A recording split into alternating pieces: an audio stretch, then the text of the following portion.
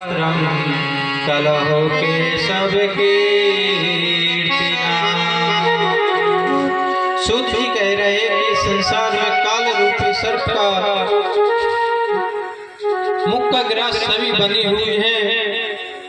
इसलिए सुखदेव जी ने भागवत जी की कथा प्रदान किया है और हम सभी लोग श्रीमद् भागवत कथा श्रवण कर पा रहे हैं। जब अनंत जन्मों के पुण्योदय हो जाते हैं जब कथा की प्राप्ति हो पाती है।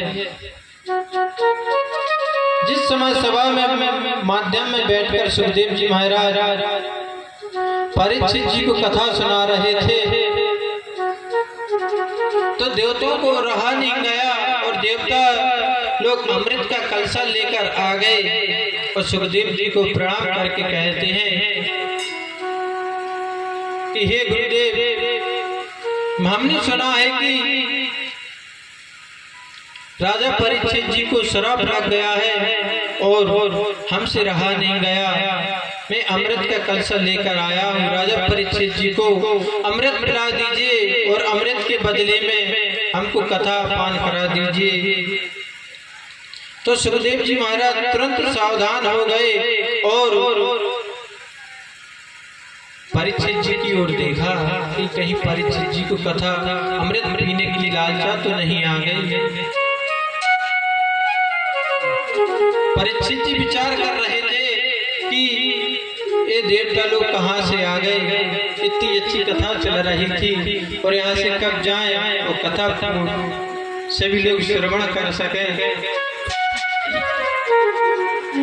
क्वा सदा क्वा कथा लोके क्वा काचः क्वा मणिर्महान् ब्रह्मराजो विचारी वं तदा देवान्यासः। सुखदेव जी महाराज देवताओं से, अरे देवताओं, कहाँ कांच का टुकड़ा और कहाँ अमृत महान की मणि अमृत कथा।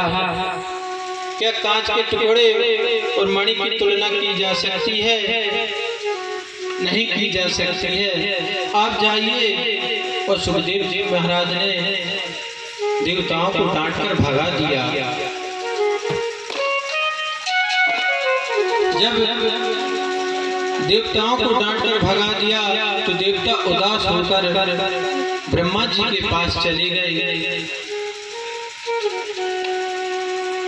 और ब्रह्मा जी के पास जाते हैं और ब्रह्मा जी को प्रणाम करते हैं और ब्रह्मा जी से कहते हैं कि हे ब्रह्मदेव,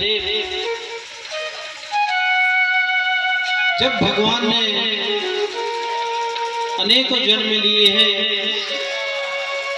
जब अमृत उत्पन्न हुआ है और एक कांच का टुकड़ा सुखदेव जी कह रहे महामणि के समान को, तो ब्रह्मा जी कहते हैं कि अभी ठीक है, देख लेते हैं कि